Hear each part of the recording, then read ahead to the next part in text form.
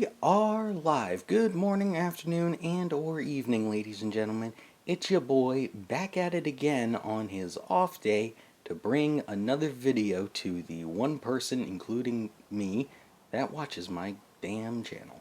Alright, so today the topic of discussion will be Big Red himself, former Eagles and current Chiefs Super Bowl winning head coach Andy Reid, and his fairly impressive career. There's a lot of ups, there's a lot of downs. I'll see if we have the time to fit it all in. Yeah, no, yeah, okay. Just go ahead. Roll the intro. I don't really have a good intro right now, but on this channel I like to talk sports. Andrew Walter Reid was born on March 19th, 1958 in Los Angeles, California. He grew up playing sports and, of course, very legendarily, participated in the 1971 punt pass kick competition at a humongous 6'1", 207 at the age of 13.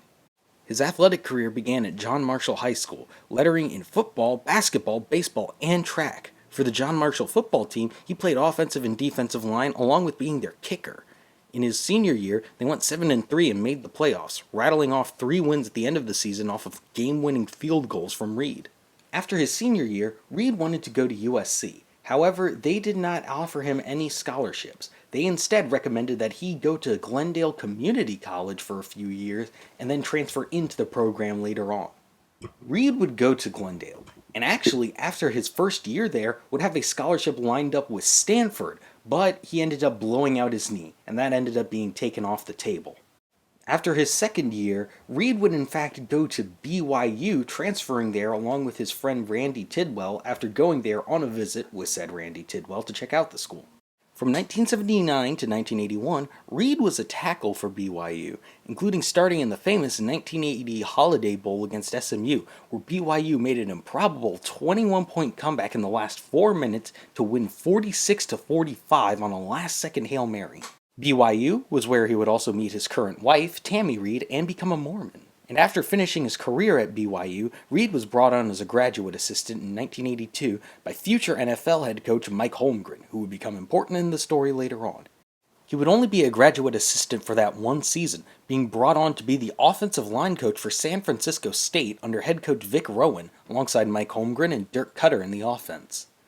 He would also host weekly get-togethers with the O-linemen to create a more familial atmosphere. Tammy Reid said they would make Carolina mud pies for said offensive linemen and just sit and chat about life, even though the Reid family at the time could not afford that at all.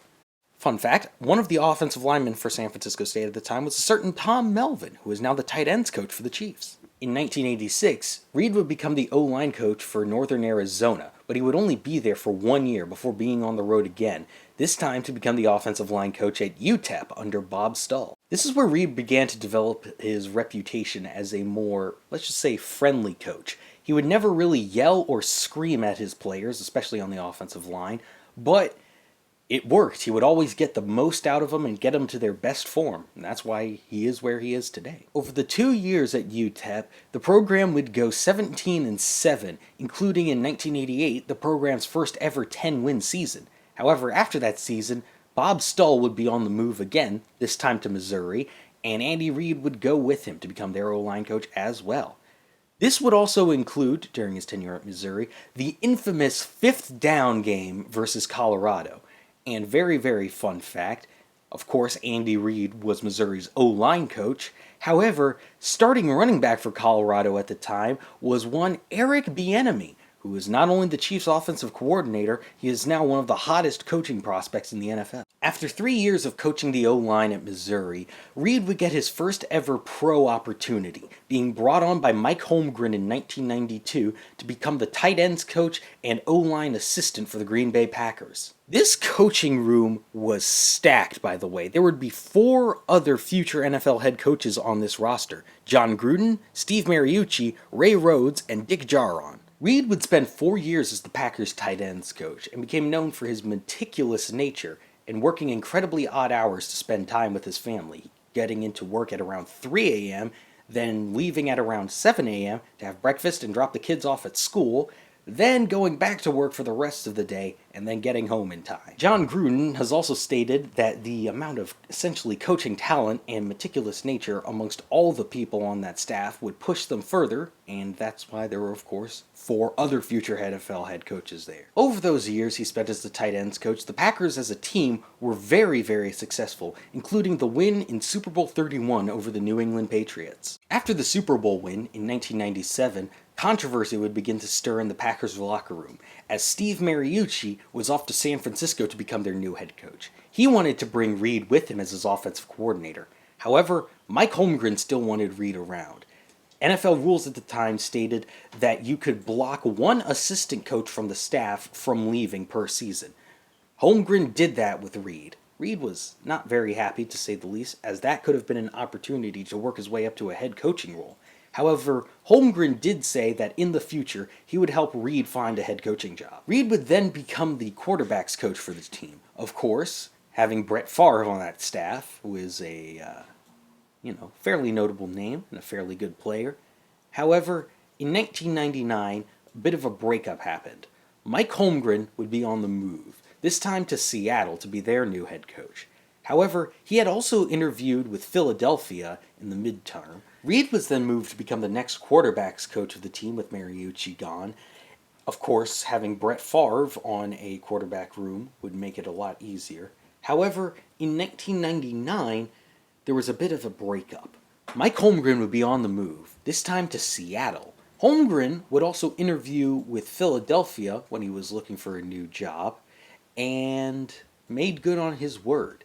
Holmgren did not accept the job in Seattle, however, he did recommend Reid for the role. As legend goes, in his first ever interview with Eagles owner Jeffrey Lurie, Reid would show up with a 6-inch binder, stuffed to the gills with notes and different diagrams on how exactly he would run the team if he was the head coach. In 1999, Reid would indeed become the new head coach of the Philadelphia Eagles. At the time, the Eagles were blasted for it, because Reid had no coordinator experience in the NFL. He was the first coach in 10 years with no coordinator experience to be hired to a head coaching job in the NFL. The Eagles were not good heading into the 1999 season.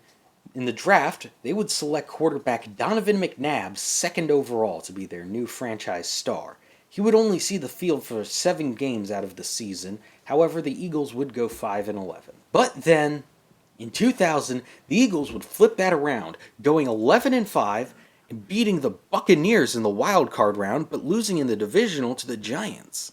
The 5-11 to 11-5 switch was the greatest turnaround in franchise history.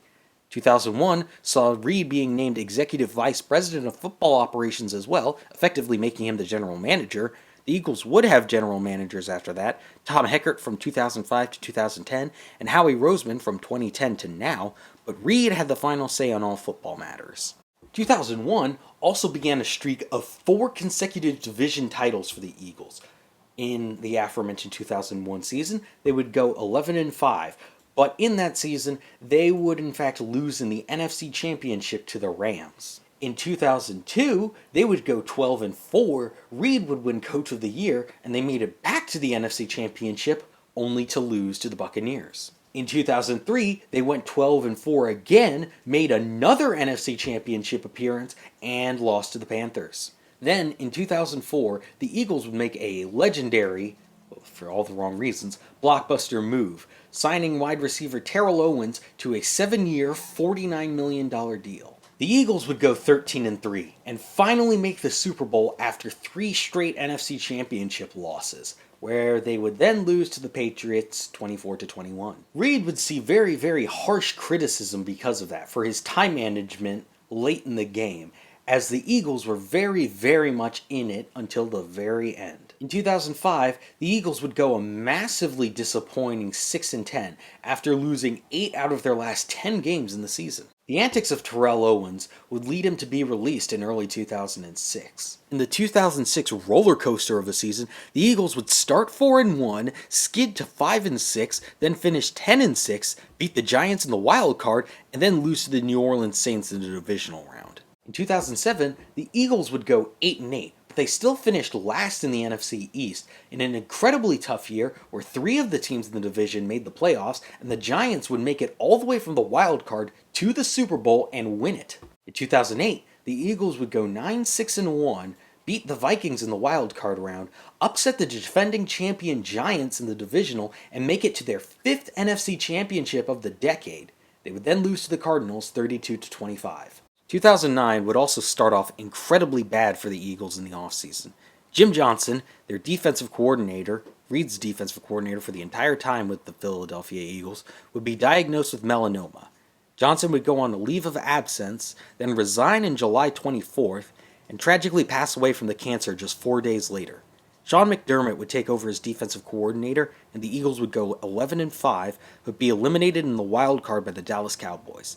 That would be the first time in Reid's career as a head coach where he did not win a first-round playoff game. The 2010 offseason would see a lot of change in the Eagles' locker room. Donovan McNabb would be traded to Washington, while longtime running back Brian Westbrook would be cut and signed with San Francisco. Their slated starter, quarterback Kevin Kolb, would be injured in Week 1 in the first play, and then a 30-year-old Michael Vick, who was their backup, would take over. This season would see several legendary moments in Eagles franchise history, including the Monday Night Massacre, where they would go into Washington and beat McNabb and the Redskins 59-28. And then, of course, there was Miracle at the Meadowlands #2, where the Eagles would be down 21 points in the fourth quarter, claw all the way back, and then win the game on a walk-off punt return touchdown from Deshaun Jackson. The 10-6 Eagles would win their division and make the playoffs. However, they would lose in the first round to the eventual Super Bowl champion Green Bay Packers. In 2011, the Eagles would go 8-8 and not make the playoffs. In 2012, the Eagles would go 4-12, and owner Jeffrey Lurie announced they would not be renewing Reid's contract after that season. During Reid's 14 years in Philadelphia, Reid had the best win total with 120, winning percentage at 609, and playoff victory total 10 in franchise history. 6 division titles and 5 NFC championship appearances, 1 Super Bowl appearance, but no Super Bowl victory. No team had more appearances in the divisional round than the Eagles. They had 7 in that time span, and only the Patriots had made it to more conference championships with 6. His time with Philly came to an end on December 31st of that year. Reid, of course, did not last long as a free agent, being announced as the new head coach of the Kansas City Chiefs on January 4th of the next year. While he was originally promised the same amount of roster control that he had in Philly, they would hire GM John Dorsey later on that year, and then announced that Dorsey would have the final say on roster moves. After trading for quarterback Alex Smith in the offseason and drafting tight end Travis Kelce in the 3rd round of that year, his season would start with a bang in a Week 3 return to Philly. The Chiefs would win 26-16. However, even with that, Reid would get a standing ovation from the Philadelphia crowd and a big Gatorade shower after the victory. The 2013 Chiefs started 9-0 but finished 11-5. They would then lose in the wild card round to the Colts, even though they were up 38-10 at one point. A Herculean effort from Andrew Luck led the Colts all the way back to the victory, 45-44. In 2014, the Chiefs would go 9-7, but missed the playoffs. 2015, the Chiefs started 1-5 on the year, and Andy Reid's future as a head coach was brought into question after he took full responsibility for the skid. However, the Chiefs would then go on a 10-game winning streak and make the playoffs at 11-5. Then, in the wild card round, shut out the Texans 30-0. That would be their first ever playoff win since the 1993 season. They would then lose in the divisional round to the Patriots, 27-20. That divisional round against the Patriots was possibly the magnum opus of Reid's biggest criticism, his time management. Late in the fourth quarter, the Chiefs went on a drive that cut the Pats' lead to just 1 touchdown. However, that drive took 5 minutes and 16 seconds and left them just 1 minute and 13 seconds to get the onside kick and win the game. Reid did not call a single timeout in that 5-minute span. In 2016, in the 5th round, the Chiefs would draft a certain wide receiver named Tyreek Hill.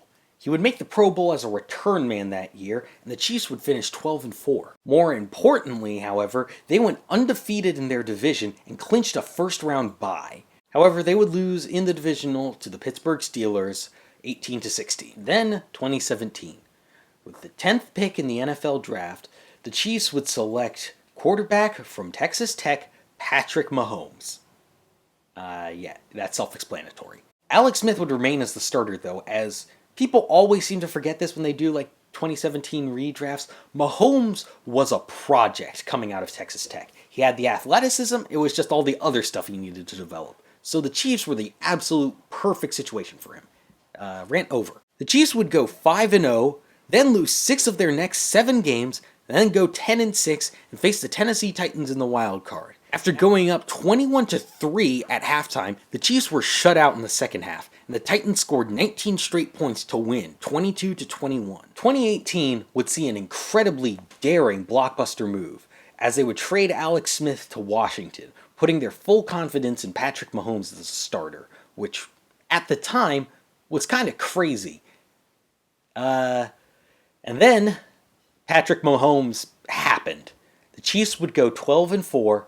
Patrick Mahomes would win MVP off of 5,000 yards and 50 touchdowns in one of the best quarterback seasons ever, and then lose in the AFC Championship to the Patriots off of essentially the D Ford offsides, but, there was that whole overtime thing too, but that's neither here nor there. This was the year that Reid would surpass Marty Schottenheimer for the most ever regular season wins by a head coach that did not have a Super Bowl victory. 2019 is of course still fresh in everyone's minds. The Chiefs finished 12-4, even with Mahomes missing 3 games due to injury. They clinched the 2nd seed in the AFC, plus a first-round bye after a heroic effort from the Dolphins to beat the Patriots in Week 17. And then in the divisional round of the playoffs, they would go down by 24 points in the first quarter to the Texans. They would then go on to score 41 unanswered points and win 51-31. That's scoregami, by the way. They would then beat the Titans in the AFC Championship and beat the 49ers in the Super Bowl after going down by 10. After 21 years as a head coach, 7 conference finals appearances, 1 Super Bowl loss, and years of regular season success and playoff failure, Andy Reid was finally a Super Bowl champion. More importantly, when talking about Andy Reid, is his legacy as a coach. He has one of the largest and most extensive coaching trees in the NFL.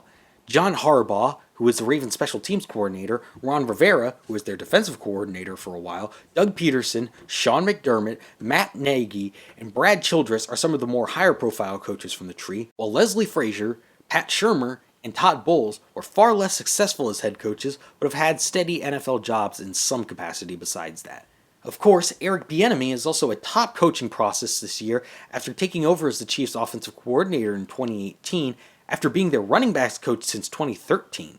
Reid also has a massive legacy as an offensive innovator. His scheme has always been based around the foundation of the West Coast offense, which he learned under Mike Holmgren. However, over the years, he has incorporated darn near everything into that. There's some elements of the spread, a lot of elements of the spread, a lot of vertical passing concepts, and even old school smash mouth plays. And also famously, or infamously, he has included many plays in his offense that teams have run against the Chiefs before. According to Chiefs' current receivers coach Greg Lewis in an interview with The Ringer, Reid will study college games, high school games, CFL games, European games, and games from as far back as 1910 to see what he can work into his scheme and learn from. Lewis, who was also a wide receiver under Reid for the Eagles, said that the Chiefs are still running plays and schemes that they did in 2003 and 2004, but blended with college spread concepts. Reid has been running spread concepts for years in his offense, especially in 2010 when the Eagles signed Mike Vick and he had to start the entire season for him, using his athleticism to his advantage and running the option very successfully. They have done that this year and last year too. In fact, last year I can remember they were running with Patrick Mahomes on designed QB runs more and more, probably from the influence of certain Lamar Jackson for the Ravens. The main thing, though, that everyone seems to say about Reid's offenses is flexibility. They can and will run anything against you. They have an athletic vertical threat at tight end, a receiving core filled with 4.3 and 4.2 speed, And now a running game that's not even just surviving, but thriving under the rookie Clyde Edwards-Helaire. And then, of course, 3 years ago, they got their offensive mastermind, a quarterback with a rocket arm, laser accuracy, and a mind that just won't quit. And it's probably going to go down as one of the best quarterbacks, if not the greatest quarterback, in NFL history.